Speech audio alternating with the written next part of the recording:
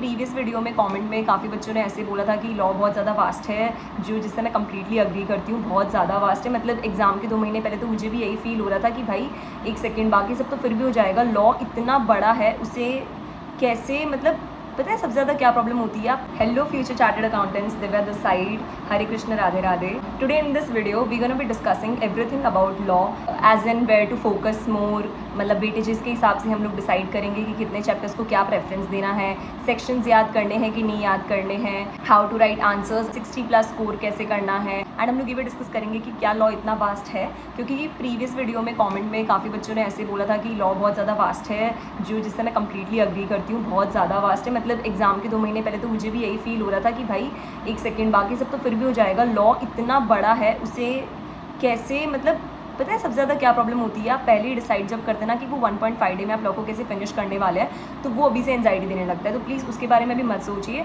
And 1.5 day की strategy बहुत ही जल्दी आएगी मेरे चैनल पे, उसके लिए आप थोड़ा सा टेंशन फ्री रहिए। अभी आप फिलहाल अपने रिविजन प्रैक्टिस पीरियड पर ज़्यादा ध्यान दीजिए। एंड 1.5 डे वाले वीडियोज़ मैं एग्जाम के 20-25 दिन पहले डाल दूँगी, एंड उसमें आप अच्छे से समझ लीजिएगा कि आप कैसे करने वाले हैं 1.5 डे में लॉ को। उसका इतना कुछ स्ट्रेस नहीं है। अभी फिलहाल जितना आपको कंसर्न रखना है वो इस दौरान रखिए, इस पीरियड पे रखिए, राइट। पहले हम जो छोटी छोटी क्वेरीज है उनका आंसर्स कर देते हैं, कि जो ज़्यादा बच्चों को इन चीज़ों पे जो ज़्यादा इतनी बड़ी प्रॉब्लम्स नहीं है, बट इनको एड्रेस कर देते ताकि ये क्लैरिटी शुरू से बनी रहे आपके दिमाग में। तो फर्स्ट क्वेश्चन ये है कि how to write answers. So answers are in the same format as we used to write in foundation. Provision, fact and conclusion is the correct format of writing answers.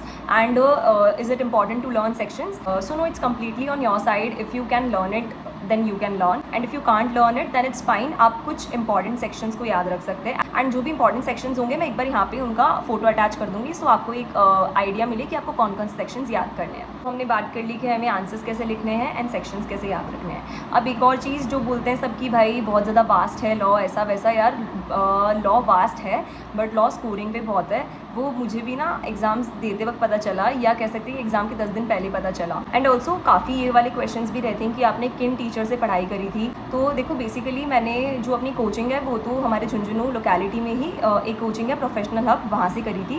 And वहीं पे मैंने almost सारे subjects अपने पढ़े थे। And जो law है वो लास्ट मोमेंट पे, देखो कोचिंग में सब पढ़ा दिया जाता है, एंड उसके बाद रिटेन करना आपके लिए थोड़ा मुश्किल होता है, बिकॉज ऑफकोर्स सारी चीज़ें याद नहीं रहती है, लास्ट मोमेंट तक काफ़ी चीज़ें हम भूल जाते हैं। तो मैंने फिर लास्ट मोमेंट पे जो रिविजन लेक्चर्स हैं वो देखने के लिए मैंने गुरप्रीत सर के वीडियोस देखे थे। मैंने कुछ एक आध चैप्टर्स जो है वो तो मैंने शुभम सिंगल सर के देखे थे, बाकी मोस्टली 70-80% सारे वीडियोस मैंने गुरप्रीत सर के देखे थे। और अब अपन थोड़ा सा एनालिसिस करेंगे कि क्या क्या चैप्टर्स का वेटेज रहेगा और बेसिकली कहाँ ज़्यादा फोकस करना है।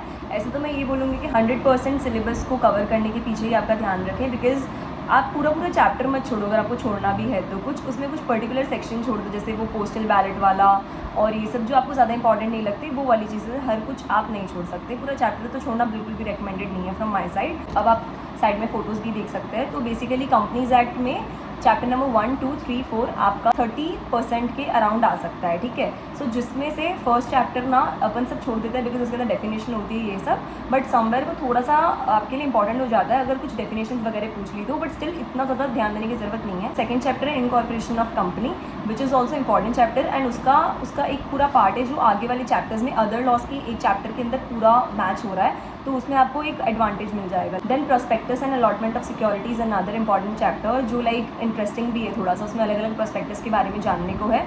सो प्रोस्पेक्टस वाला वहाँ पे थोड़ा ज़्यादा इंपॉर्टेंट हो जाता है, तो आप वो अच्छे से पढ़ लीजिएगा। And chapter number 4 is very lengthy, but you can consider doing smart study in that, because उसके अंदर ऐसा नहीं है कि हर चीज़ ही आएगी, not everything is important in that. So please consider that thing. Chapter number 4 को कीजिए और उसमें जो मेन चीज़ है उसे ज़्यादा कवर कीजिए। आप गुरप्रीत सर का वीडियो, मैं चैप्टर 4 में आपको गुरप्रीत सर का वीडियो रेकमेंड करूँगी फॉर श्योर, आप वहाँ से चेकआउट कीजिएगा। नाउ एक बहुत ज़्यादा common cheese, chapter number 5 and chapter number 6 जो डिपॉजिट्स एंड रजिस्ट्रेशन वाला चैप्टर है, उसे बहुत बच्चे से सोचते हैं कि हम छोड़ देंगे, छोटा सा ही उसमें क्या ही पूछ लेगा। तो मैं बताती हूँ, मई 2025 के अटैम्प्ट में 5 मार्क का तो रजिस्ट्रेशन से आया था और 4 या 5 मार्क का डिपॉजिट से आया था। सो जिन्होंने भी छोड़ा था उन्हें बहुत प्रॉब्लम हुई थी इस चीज़ की, 10 मार्क्स एकदम हाथ से चले गए। So please considering doing this small chapters like 5, 6 and 8 chapter, these are important, क्योंकि यहाँ से कॉन्सेप्ट क्लैरिटी से वो लोग काफ़ी चीज़ें आपसे MCQs में पूछ लेंगे, तो वहाँ पे आपको काम आएगी। एंड ये डायरेक्ट क्वेश्चंस भी पूछ लेते हैं। Chapter number 7 management and administration, मुझे ऐसा लगता है इट्स वेरी नाइस चैप्टर, मतलब इतना भी कुछ हार्ड नहीं है इसके अंदर। इट्स जस्ट कि आप सिलेक्टिवली ज़्यादा इंपॉर्टेंट चीज़ें पढ़ लीजिए, इंपॉर्टेंट सेक्शंस वगैरह, आपको खुद को एक चीज़ फील हो जाती है पढ़ते पढ़ते, पता है कि यार ये पोस्टल बैलेट ही इतना इंपॉर्टेंट है, इलेक्ट्रॉनिक ई वोटिंग, XBRL, ये सब चीज़ें इतनी ज़्यादा नहीं है जितना हमने बना दिया है। सो बेसिकली आप इन चीज़ों को थोड़ा सा ऊपर से पढ़ें और बाकी जो चीज़ें जो इंपॉर्टेंट है उन्हें अच्छे से पढ़ें, राइट। एंड इसमें मैं आपको एक सेक्शंस बता नहीं सकती, आपको डेफिनेटली कोई टीचर का लेक्चर देखना होगा, लाइक से गुरप्रीत सर का आप देख सकते हैं, शुभम सिंगल सर का देख सकते हैं। शुभम सिंगल सर तो बहुत ही सिलेक्टिवली अच्छे से पढ़ा देते हैं, लाइक वो मेन चीज़ में बहुत ज़्यादा फोकस करते हैं एंड वो बहुत अच्छे से इस चीज़ को कवर करा देते हैं। एंड चैप्टर नंबर 8 आपको करना ही है। चैप्टर नंबर 9 के लिए I would recommend you to watch Shubham sir का video, and for 10th chapter again I would suggest you to go for Gurpreet sir video. वो 4 घंटे का, उसे 2x पे देख लो आप लोग, आराम से 2 घंटे में फिनिश हो जाएगा वो वीडियो, तो इतना कुछ नहीं है। इट्स जस्ट कि थोड़ा सा स्पीड रखना, और मैं ये होप कर रही हूँ कि 5 दिन में जब आपको इसका रिविजन फिनिश करना है तो उसके लिए फॉर श्योर आपने एक रिविजन तो लॉ का कर लिया हो। कंपनीज इनकॉर्पोरेटेड आउटसाइड इंडिया, इसका भी अच्छा खासा वेटेज है, लाइक ये है भी ईजी, इतना हार्ड चैप्टर भी नहीं है फर्स्ट एंड फॉरमोस्ट। अब हम बात करते हैं LLP की। LLP is also important, LLP काफ़ी इंपॉर्टेंट है, लाइक उसमें आपने ऑलरेडी काफ़ी चीज़ें तो पढ़ी हुई है, लाइक चैप्टर का 30-40% तो आप पहले से पढ़ के आए, बेसिक्स आपके ऑलरेडी रेडी है, आपको थोड़ा सा उन्हें ब्रशअप करना है एंड देन आगे का ही जो मेन है वो कंटेंट पढ़ना है। उसके बाद में GCA and interpretation of statutes है। उसके पहले मैं FEMA की बात करना चाहूँगी। FEMA is one of the nicest chapter in our law book, मतलब it's very interesting first and foremost, and secondly जिस तरीके से गुरप्रीत सर ने उसे पढ़ाया तो आप लोग को मज़ा आएगी पढ़ के। एंड देन हमारे पास में GCA एंड IOS है, ये 2 चैप्टर्स जो हैं ये भी बहुत इंपॉर्टेंट ही है। लाइक जनरल प्रोसेस एक्ट के अंदर जो इमूवेबल प्रॉपर्टी है, गुड फेथ है और एक आध और डेफिनेशंस है, वो इंपॉर्टेंट है, जो आपको ऑलरेडी वो भी आप है ना गुरप्रीत सर का रेफर कर लीजिएगा, उसमें सर ने बताइए कि कौन कौन सी ज़्यादा इंपॉर्टेंट है एंड उनको पक्का याद करके चले जाइएगा। एंड GCA में तो आपको बेसिकली यही करना है, सिलेक्टिवली ही करो तो बेटर है, because the chapter is filled with technical jargon, like बहुत ही टेक्निकल वर्ड्स है इसके अंदर। And then for interpretation of statutes just try to do IOS from Shubham Singhal sir video. He has made a concise video of 35 to 40 minutes in which he has mentioned the important concepts from the chapter, so consider doing that from Shubham Singhal sir. GC you can go for Shubham Singhal sir or Gurpreet sir both, or any of them. So yeah, this is the weightage wise discussion of law. And yes, previous video में काफ़ी बच्चे ऐसे बोल रहे थे कि RTP MTP PYQs खुद से बैठ के सॉल्व करना, फिर आंसर्स चेक करना, वो हमसे थोड़ा सा नहीं हो पाता, बिकॉज हमें आंसर चेक करना इतना टाइम नहीं होता और फिर वो डिसिप्लिन भी नहीं आता बैठ के लिखने का।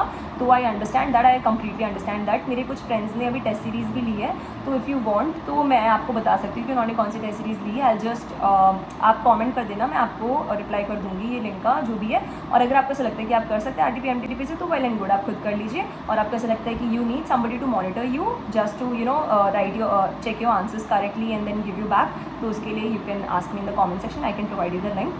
And Jan 26 वाले भी stay tuned guys, I'll post a video for you also. And yes, thanks for watching the video guys. आगे सभी subjects के लिए strategy video आने वाला है, और stay tuned to the channel, subscribe and hit the like button if you liked it, और अपने दोस्तों के साथ भी ज़रूर शेयर कीजिएगा ताकि उनकी भी हेल्प हो पाए। Thank you.